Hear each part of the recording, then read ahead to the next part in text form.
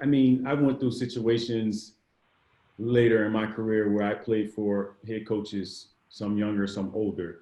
Um, they, for some reason, felt threatened by me. They felt like I was going to stab on their back, felt like I wasn't going to take their message and be an extension of the coaching staff.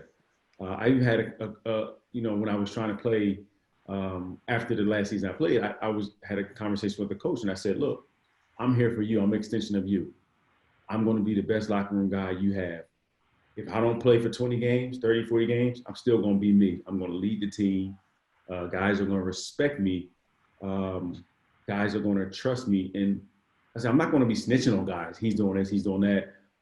But I am going to keep guys in line. I said, you need to have your locker room be able to police itself. So that takes some of the burden off you. So I give you credit for being comfortable in your skin. Because it's some coaches who are, like I said, some of them are young, some of them are older, that I've come across who felt threatened by a guy like myself who, for me, I felt like I've been coached, Stan has been like, for me, detriment to my career. And I feel like he's one of the best coaches that ever has coached the game of basketball in terms of his basketball mind. So I do think I know a lot about the game just because of the experience that come across in my career, but also the things that he taught me. And I think some of those things that I know and things that he taught me kind of threaten other coaches and kind of hurt me later in my career a little bit. Yeah, I think one of the things I'll say, because I've been on 5 different teams as a coach, and they're all different. Every coach, every organization, every situation. When I was in Cleveland, you were in Orlando, competing for championships. Yep. I've been a part of that experience. I'm here in Atlanta. We're building through the draft. Two different situations. We were right there with you guys, and now we're back here trying to get there, and that's going to take some time. In the same situation in Philly the previous 5 years, and so I think the coaches, the general managers, the organization, there is hopefully a shared philosophy that all of those organizations have, and understanding what that is. So I'll use our example here. Last 2 years, we've had 6, top 30, top 40 picks, basically. Last year we had 2 first-round picks and then the 34th pick. And then the previous year we had 3 first-round picks. And so, we understand we're going to play young guys. Right. And so I think as a whole, you have to understand now well, how do we build the rest of the roster? Is this vet that's going to come in, is he going to be a guy that's going to say, they're going to play this young guy over me? Mm-hmm. Well, if we know he can't handle it, then there's a concern right from the start. So that's one way of looking at it. And then you have to go to the coach. And so I'm only going to speak for myself and no one else, because I don't go that way. For me, I have no discomfort with anyone. I like controversy. I like people that are going to hold me accountable. I don't mind. Like, if you're going to give it to me, let me give it back to you. And if I give it to you, I'm going to let you give it back to me. Like, it has to work that way. It ain't personal to me. If you get personal, then it will be personal, but I don't take it that way. If you pissed at me that I benched you, well, so be it.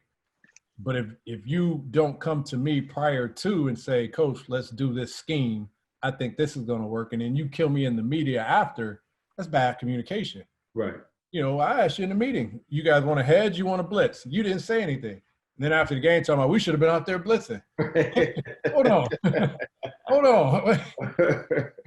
I gave you an opportunity, and I hope that's how it works. I tell my guys all the time, I'm never going to blast you in the media. Mm-hmm. I just don't work that way. How was such and such, and how did you think his defense was tonight? I thought our defense was awful. Mm-hmm. That's all you're going to ever hear from me. I'm not calling one guy out, or, I'll say that's on me. Our defense has to be better. How was his defense tonight? Do you think it was? No, it's on me. Our defense wasn't good, and it starts with me, and I got to help him get better, and I got to help him get better, and we have to be better. And so the comfort level of a veteran presence or competitor or whatever the case may be has to be up to the coach. And if some people may not be threatened by it, but some people may say, I just don't want to deal with that. Right. And this is how I look at it. This is how I break down the need for me with the roster. I feel like every NBA team has a 15-man roster. You got 3 guys that you know who are the guys, right? And not necessarily like, I coached Steph when I was in Golden State. He's not a high maintenance guy to me. I don't consider him high maintenance. He's easygoing, coachable. But most teams have 3 high maintenance guys. That sound accurate to you? You think? Yeah, like personality, whatever, always something. Then you got about, or you want to have. For me, I don't mind having 3 high maintenance guys, but I can't have. I break it down in high maintenance, some maintenance and no maintenance. Mm-hmm. I need a lot of no maintenance guys. If I had 3 high maintenance guys, I need a lot of no maintenance guys, Mm-hmm. 0 maintenance. And then you're going to have, some guys that a little bit of maintenance, need attention, need to be included, Yep. Not high maintenance, but need a little something, need to run a play for them every once in a while. Funny you say that. So when I was in Denver, Mike Miller was there with me. I'm not sure if you had opportunity to coach Mike. So we were the vets, and we would talk all the time. Ride to the airport together, drink our beer in restaurants, night before game, whatever. And he was like, "Man, we need a bunch of guys on this team that are happy to be here, because you're going to have other guys that need and want." And they want that attention. But once you have guys and I think that's why we had so much success in Orlando. We had a couple guys with egos, 1, maybe 2. But, we're not gonna say no names. But the rest of the guys, we were just happy to be out there. Like, we showed up to practice and it was like fun. We showed up to the game. It was like, all right, it's a group of guys that wanted to battle together, that wanted to go out there and try to accomplish the same goal. And there was no agendas involved. It was all, let's go try to win.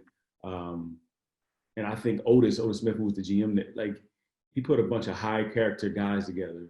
And I think for you as a first time head coach, that's important, to find guys that are happy to be there. Like, hey, listen, I need you to go run through that wall for 2 minutes for me and sit on the bench and be happy with it. And guys got to accept that. If even, let's just say your top 5, let's say you're starting 5.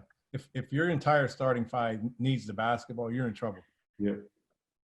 Needs the basketball. Right.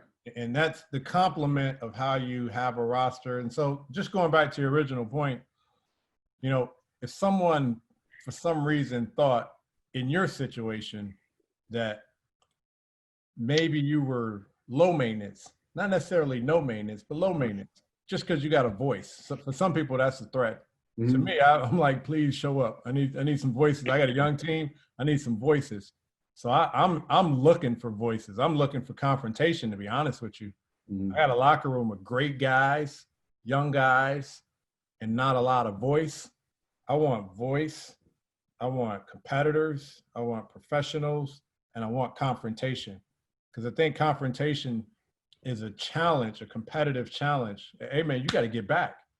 Hey, coach, let's run this. Hey, coach, let's do this. It's challenging everyone. And now we're all being held accountable. Mm-hmm. So it's like, well, you said you wanted to do that. You make sure they know the coverage. And so when there's a mess up, somebody blows the coverage. It isn't, coach got us running this. No, this is the defensive scheme we agreed upon. Right. We're holding each other accountable. So I don't mind. I'm actually looking for some maintenance guys.